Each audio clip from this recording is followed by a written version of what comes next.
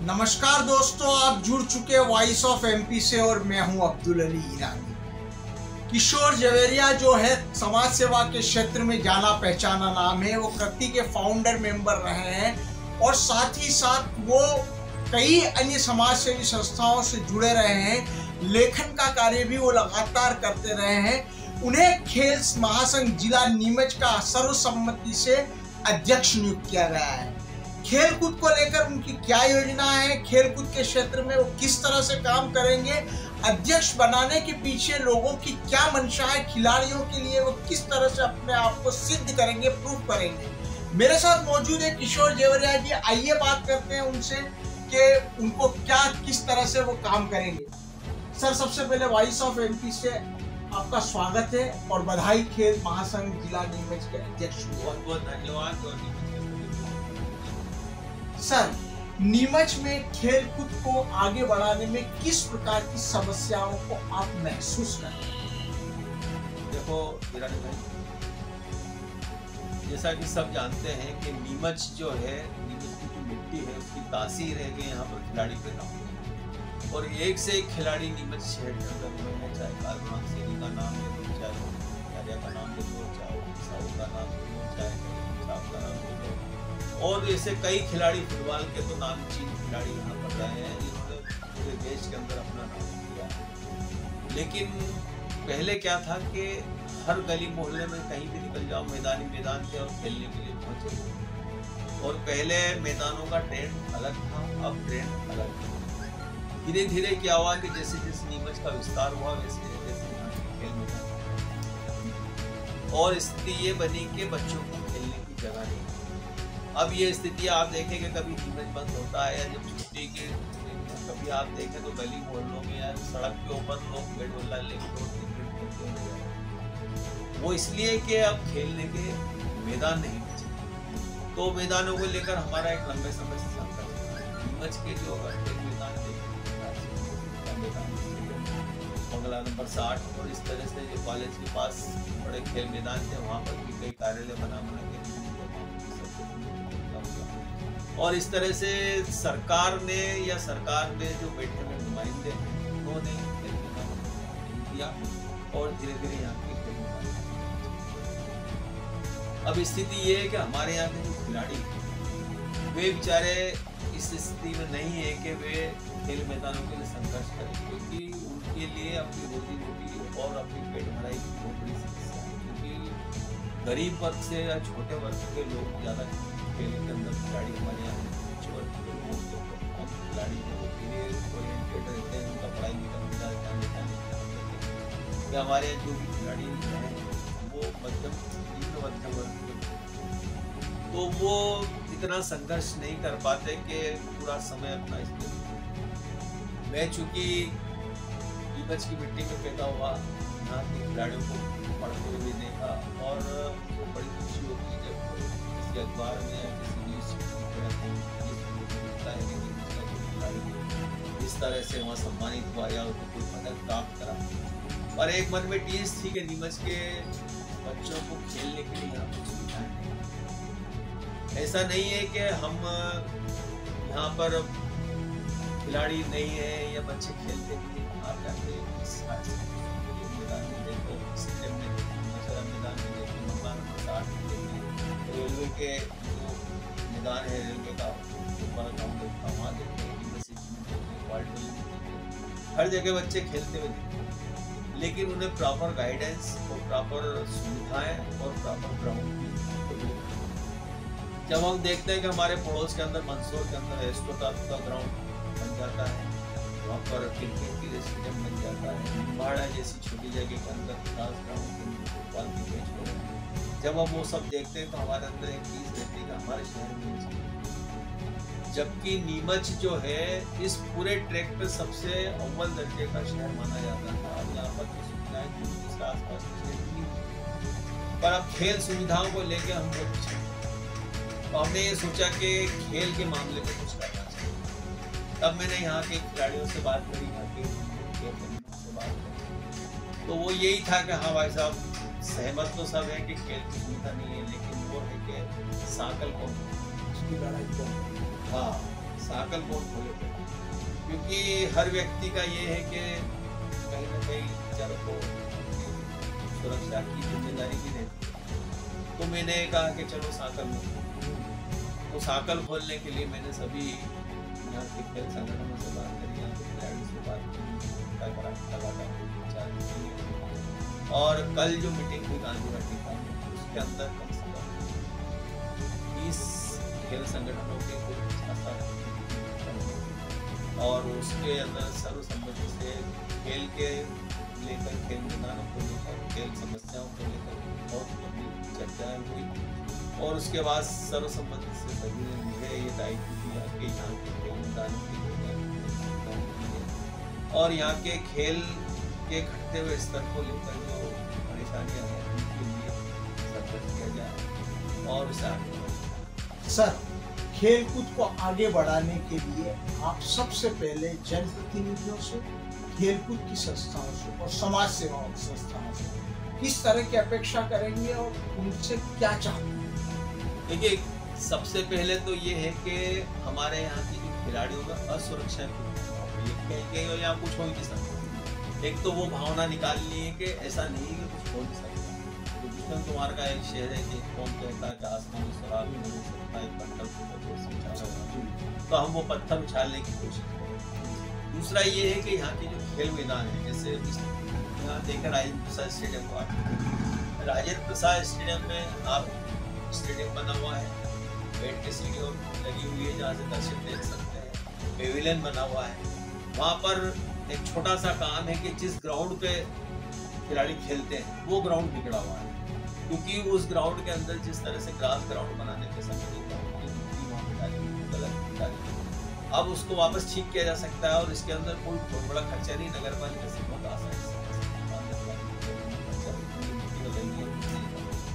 तो वो एक छोटा सा काम है जो नगर पालिका कर सकती, जरूरत है नगर पालिका को जगह की। ऐसे ही हमारे यहाँ खेल विकास प्राधिकरण जो सरकार का, वो अगर आप उसको जमीन मुहैया कराते हैं खेल के लिए, तो खेल विकास प्राधिकरण यहाँ पर आपको डेवलप करने के लिए, यहाँ पर खिलाड़ी को और सारी सुविधाएं देने के लिए और स्कॉलरशिप देता है खिलाड़ियों को खेलने के लिए, वो सारी चीजें होती है।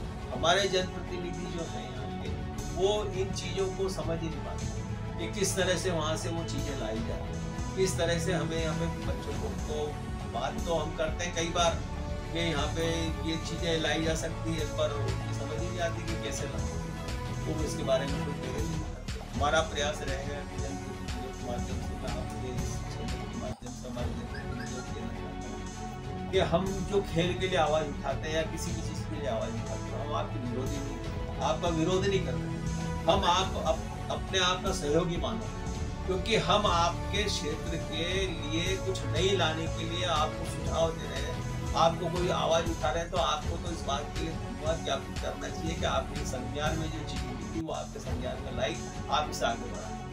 तो इसके लिए हमारे यहाँ के लोगों के नेताओं की ये सबसे बड़ी कमी है कि वो इस चीज को पॉजिटिव लेने की जगह नेगेटिव लेते कि ये तो हमारा आलोचक है, हमारी ये सरासर गलत है। हम किसी की बुराई नहीं करते, किसी की आलोचना नहीं करते, कोई राजनीति नहीं, हमारा कोई पद नहीं, दिशा नहीं है। हमारा तो ये है कि नीमच के खिलाड़ियों को किस तरह से ज्यादा सुविधा मिले, किस तरह से अच्छा हो और किस तरह से नीमच शहर का, क्योंकि नीमच शहर का नाम होगा तो चूंकि आप जनप्रतिनिधि हैं तो निश्चित रूप से उसका श्रेय आपको मिलेगा कि नीमच के यहाँ भी जाएंगे कि भाई इनके क्षेत्र के खिलाड़ी आ गए, श्रेय भी आपको मिलेगा। हम तो श्रेय भी आपको देना चाहते हैं, बस आप यहाँ सुविधाएं मुहैया करा दो, बाकी सब चीजें। सर, ये जो स्टेडियम की बात अभी आपने कही, एक जमाने में ये स्टेडियम मध्य प्रदेश का सर्वश्रेष्ठ स्टेडियम। दूसरी चीज, इस स्टेडियम में नामी गिरामी खिलाड़ियों ने फुटबॉल खेला है और साथ ही साथ फुटबॉल यहाँ का राष्ट्रीय स्तर को पहचान दिलाने वाला है।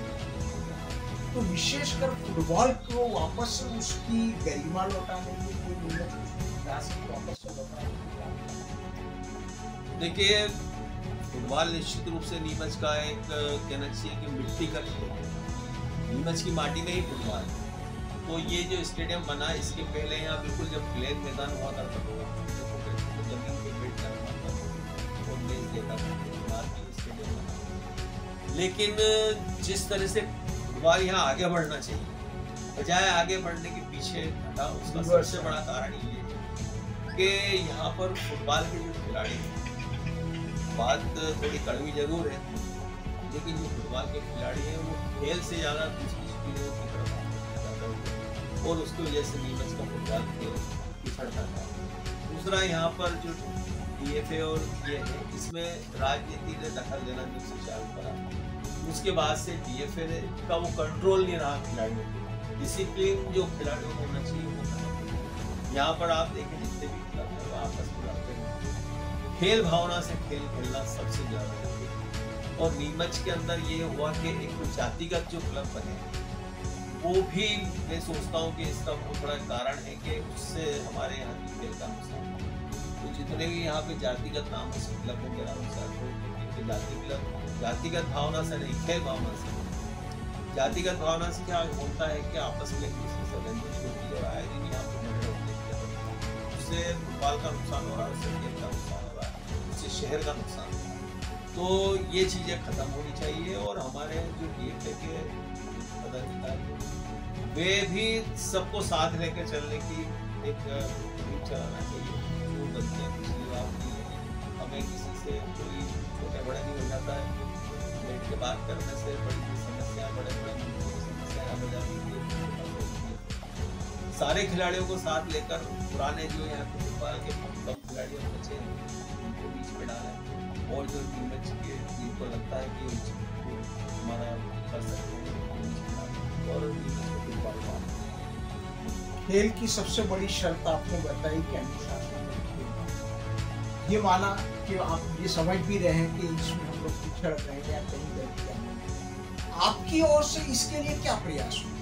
मेरी ओर से देखो, हमने कल जब खेल संघ बना और उसके तुरंत बाद आज मैंने हमारे जितने भी पुराने यहाँ के फुटबॉल के सेक्रेटरी रहे उससे आज सुबह ही और उनसे सबसे यही कहा कि यार जो भी आपके खेलों से जो भी आपकी शक्ति और नीमच के खेलों के लिए अपन प्रयास करें, क्योंकि हम लड़के कुछ आपस में लड़के हासिल नहीं कर सकते, आपस में मिलकर सब कुछ हासिल कर सकते। तो हम आपस में लड़के गंवाने के बजाय आपस में मिलके हासिल करने की जो भावना है वो रखें। और सभी ये कहते हैं कि नहीं हमारा कोई झगड़ा नहीं, हमारा कोई झगड़ा नहीं है, सब एक साथ आ जाए। और मेरा प्रयास ये रहेगा कि सबको साथ में लेकर, सबको मिलाकर और नीमच के जितने भी दूसरे खेल के फुटबॉल के अलावा जो दूसरे खेल के भी उन सबको साथ में लेकर नीमच के खेल मैदानों को लेकर खास कर, क्योंकि खेल मैदान की बहुत बड़ी समस्या आप देखें कि यहाँ पर खेल मैदान जिस तरह से राजनीतिकरण हो रहा है, जिस तरह से लोगों को बांटी जा रही है जमीनें और जिस तरह से खेल मैदानों को बिल्कुल इग्नोर किया जा रहा है, उस पर ध्यान दिलाना बहुत जरूरी है और खेल मैदान बचाना बहुत जरूरी है। सबसे पहली प्राथमिकता खेल मैदानों को बचाने की, खेल मैदानों को सुधारने की, खेल मैदानों को अतिक्रमण से मुक्त कराने की, खेल मैदानों पर शराबियों का अड्डा बनने से रोकने की, ये सारी पहली हमारी प्राथमिकता। खेल के लिए प्रशिक्षण केंद्र या कोचिंग वाली बात जो है ये भी नितांत आवश्यकता इसकी भी महसूस। बिल्कुल, नीमच के अंदर आप देखें कि हमारे यहाँ एक, अगर आप कभी स्टेडियम में जाएं तो एक सरफराज हुसैन करके पुराने खिलाड़ी, उनको मैं देख रहा हूँ करीब 25-30 साल से। वो भले खेलने से निवृत्तमान हो गए हो, लेकिन वो कोचिंग आज भी आप उनको जाके ग्राउंड पे देख सकते हैं कि वो छोटे बच्चों को मतलब लोगों से उधार मांग के मिन्नतें कर करके फुटबॉल ले लेके और उन बच्चों को फुटबॉल खिलाते हैं और मेहनत करते हैं। आज लेकिन वो आज भी फुटबॉल के प्रति समर्पित, तो ऐसा समर्पण हमारे यहाँ के फुटबॉल के जो पुराने खिलाड़ी हैं उनका चाहिए। और उनका समर्पण खाली ये नहीं कि मतलब तो खाने कमाने के लिए दुनिया के अंदर सभी आते हैं और ये जिंदगी नहीं है कि आया और कमाया और सो गए। हमने जो शौक पाला है या जिस चीज के लिए हमने इस शहर के अंदर कुछ नाम कमाया है, तो हमारा फर्ज बनता है कि हम उसके लिए कुछ दें। तो जितने भी पुराने यहाँ के खिलाड़ी हैं, मेरा उनसे आपके चैनल के माध्यम से कि वे कम से कम ग्राउंड में जाएं और वहाँ जो बच्चे हैं उनको कुछ अपना जो हुनर है वो सिखाएं, डिसिप्लिन में लाने की कोशिश करें, क्योंकि ये जो पुराने लोग हैं ये ही कर सकते हैं उसको डिसिप्लिन बनाने सर का। तैराकी में भी नीमच बड़ा तेजी से उभर रहा है और तैराकी में भी कई प्रतिभाएं स्विमिंग पूल को लेकर किस तरह की सुविधाएं आपको? स्विमिंग पूल का कल ही मेरी यहाँ के तैराकों से बात हुई तो उनका ये है कि स्विमिंग पूल आए दिन यहाँ पर बंद होता है और जबकि होना ये चाहिए कि बहुत अच्छा स्विमिंग पूल है हमारे यहाँ और 12 महीने वहाँ पर तैराकी होनी चाहिए। क्या होता है जो कोई खिलाड़ी होता है अगर उसको 2 महीने 3 महीने का बीच में अगर गेप मिल गया तो उसकी प्रैक्टिस छूट जाती है तो हमारे यहाँ कोशिश ये होनी चाहिए कि 12 महीने चालू रहे और वहाँ पर जो है लाइफ गार्ड हमेशा मौजूद है। दूसरा ये है कि हमारे यहाँ कुछ है यहाँ पर जिनके बच्चे अच्छे नाम कमाया तैराकी के अंदर वो जैसे एक गुलचंदानी उनका उनके बच्चे अच्छे जादोंगी के बच्चे हैं। एक अभी कल वो नेहा क्या नाम वो लड़की है। ऐसे कई लड़कियां भी अच्छी हमारे यहाँ के NIS से निकली हुई लड़कियां यहाँ खेलती हैं बास्केटबॉल के अंदर। वहाँ से पटियाला से 1 साल का प्रशिक्षण प्राप्त करके लड़कियां आई तो प्रतिभाएं तो हमारे यहाँ हैं। बस उनको ये है कि रेगुलर कोचिंग के लिए अगर हमारे पास एक स्टेडियम बन जाए यहाँ पर जैसे बंगला नंबर 60 में बन जाए तो CRP के अंदर खुद कोच आते हैं तो बंगला नंबर 60 बिल्कुल नजदीक होने से CRP के कोच का हमें लाभ मिल सकता है और अच्छे है हमारे यहाँ उनको। सर अंतिम क्वेश्चन लेकिन बड़ा आप ध्यान दीजिएगा कि दिव्यांग में भी खेल प्रतिभाएं हैं और उनकी तरफ कोई ध्यान नहीं देता है। उनकी खेल प्रतिभाओं को निखारने के लिए उनको आगे बढ़ाने के लिए संक्षिप्त बताइएगा क्या योगदान आपका रहेगा? क्या जी बिल्कुल आपने सही प्रश्न उठाया है कि दिव्यांग के लिए तो हमारे यहाँ कुछ भी नहीं है। बिल्कुल भी कहना चाहिए कि उनके खेलने के लिए वहाँ पर जो आप कभी जाएं वहाँ पर दिव्यांगों के बनाओ रेड क्लास के अंदर वहाँ जाके देखें तो उनको छोटा मोटा ड्राइंग या थोड़ा बहुत छोटा मोटा खेल के लाते हैं लेकिन स्पोर्ट्स की तरफ उनका कुछ भी रुझान नहीं है। तो हमारी कोशिश ये रहेगी कि हम वहाँ पर भी ऐसा कुछ प्रशिक्षक कहीं से लाके और रखें कि वहाँ पर भी उन लोगों को भी प्रतिभा दिखाने का अवसर। किशोर जी जवेरिया जो कि हाल ही में अध्यक्ष चुने गए हैं खेल महासंघ के, खेलों में उनकी रुचि भी रही है। उनका जो कहना है वो साफ तौर पर यह है कि सबसे पहले तो खेलों से राजनीति दूर करनी होगी और राजनीति का खेल बंद करना होगा। दूसरा उनका ये कहना है कि जो महती आवश्यकता है कि खेल भावना और अनुशासन जो खेल की शर्त है उसे लोगों के अंदर पैदा करना होगा।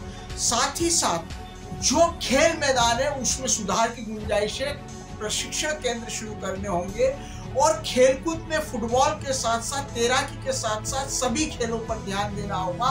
तभी नीमच की प्रतिभाएं राष्ट्रीय स्तर पर अपना नाम रोशन कर पाएगी, अंतरराष्ट्रीय स्तर पर चमक पाएगी। इसके लिए किशोर जवेरिया ने कमर कस ली है। देखते हैं वो कितना सफल होते हैं। वॉइस ऑफ MP के लिए मेरे सहयोगी पवन राव शिंदे के साथ